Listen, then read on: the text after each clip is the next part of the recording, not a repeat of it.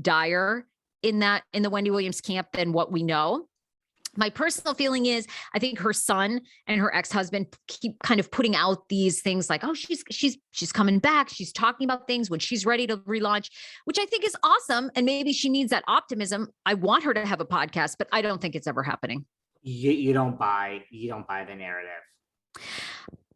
I don't, because why would you start all over again? You know, like you already had this incredible platform. You have an audience hanging on by a thread for you to return to television. Television, I don't care what anyone says. TV is still the epitome of the top if you can make it on TV. You know, yeah, a lot of people that have podcasts. We have podcasts. We have successful podcasts. A lot of people can have a successful podcast. Not a lot of people can have a successful talk show. If she were coming back, they would be saying to the network, give her another 6 months. She will be back. Have Sherri finish out the year. Sherri can go to another network and launch her show. For it to end like this is not good. It's not good. So, I mean, well, first of all, like you say, it's so hard to get on TV to even like leave the show. Do you know what I'm saying? Like, things must be really bad when it's called the Wendy Williams show. I mean, I don't care what I was going through. I would show up and be like, I'm not leaving my fucking baby. Like, you have to drag me from this computer and microphone here for these Behind the Velvet Rope listeners. Like, right. If I'm on my deathbed, I might even try to do some shows. I mean, when I pass, I will try to do shows from the afterworld, but to leave the thing where it says the Wendy Williams show, I mean, and then to sit around and like watch guest hosts. But on the other side of it, I'm shocked it even went on. I'm like, I don't even understand this. Like, she's getting paid. Like, I don't know what the contract is. Maybe you're getting paid less, but your name is there. This ain't such a bad gig either, to be home in bed or whatever you're doing. And I assume she's getting paid when all these guest hosts were there day after day, week after week. And I imagine Wendy's salary is huge for the Wendy Williams. Yeah. Yeah. So that ain't so bad. So look, I understand that sorry, sweetheart, it's canceled. I mean, look, they must really have wanted her to let this go on, right? And say, I think there's this issue coming. I think when it's clear she's not coming back, like, we have to pull the plug.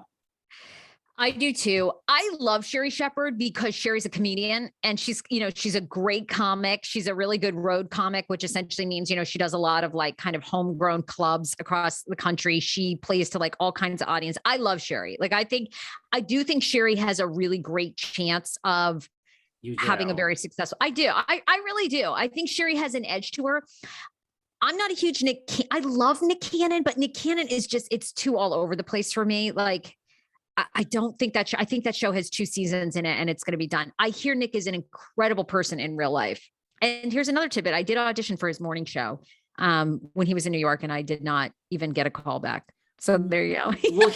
Well, I'm sorry you didn't get a call back, but here's the other thing to what you say about all these podcasters who are trying to get a talk show. It's like, it doesn't really work that way. Like, when they give a talk show, they're going to give it to the Nick Lachey. They're going to give it to the Vanessa Lachey. This B list, and I don't mean any, shade by that, but look at Nick and Vanessa host everything.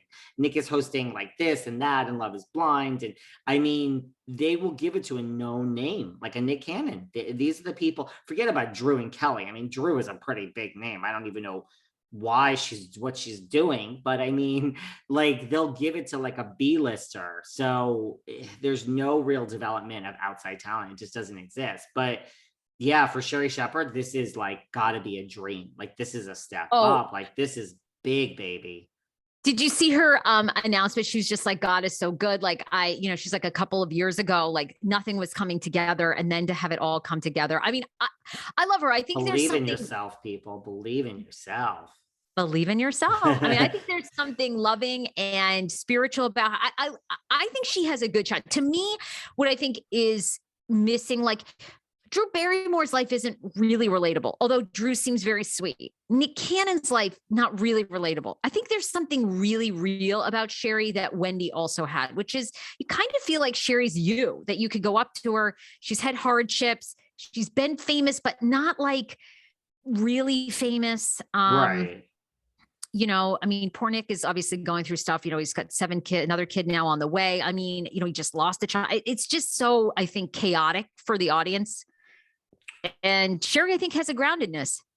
Well, let me tell you, not only did Andy Cohen give her a big shout out on, of course, I bring everything back to Bravo on Watch What Happens, but that Countess Lou over there, because listen, here's the thing about Wendy. Wendy did what she wanted. There was no like, who should the guest be? She liked certain people, and then you were on her show. Dolores Catania, Melissa Gorga, Countess Luann, Giselle, the Grand Dame. These were her. Countess Luann was on Wendy, just for whatever reason. Wendy said, move over, Ramona. Fuck you, Sonia. She saw that Countess in the back and said, I like you. Countess was on Wendy's show so often, as was the Grand Dame. And so when Wendy just had her favorites, and those are the people she invited, but Luann gave her a big like IG, like, we've had some great memories, and posted all the pictures of the two of them together. Of course, beautiful. I have to bring it back to the Countess. Bring it back to the Countess. I love it. Well, we wish Wendy well, and I agree with you. Well, first of all, with all the crap that's going on with Joe Rogan, and Wendy ain't getting no $200 million. That ain't happening. She should. I mean, if she was at her peak, I think if things were actually good behind the scenes, I think she could potentially be the highest paid woman ever. But I mean, it would be great because I mean, the thing about a podcast is you're even less censored. So Wendy would really be uncensored, and fuck and shit and all this crap would come out of her mouth, and she would really tell you. But I mean, other than the fact that she could roll out of bed and go to a computer and do it and roll back to bed, as you know, Sarah, dear, what we do is not a joke. We're not filing our nails all day over here and putting on our eyelashes. So, I mean, to leave this talk show and now have a podcast, I don't know. Like, you still got to be well. You can't put out one episode January 1st and then the second one is in October. No, I mean, look, I could be dead wrong. I think she could potentially be the highest paid female podcaster of all time if things are okay. But I don't know. I mean, something about me with Wendy, I think Wendy's done like, podcasting is radio to some degree now. So I just think she would rather be on television. Again, I have no basis. I know absolutely nothing, but these are all my little spidey speculations of being in this business for I don't know how many years now. Well, listen, you've shared many other thoughts with us in the past that weren't necessarily housed in facts, and so just why should you stop now? Now, moving along, what would you like to cover next? Do you want to do some Potomac? There's a lot of Potomac, including a housewife that reportedly has cancer. Mia Thornton. Yes. Now, here's the thing. So Mia posted on her Instagram that, I know you're in with the Potomac Housewives. You're our Potomac correspondent officially. That it's some bad news. And some of the stuff she posted was a little strange. Like, her doctor called and said, we have a bad test. We need you to get to Johns Hopkins immediately. Like, I mean, I've had cancer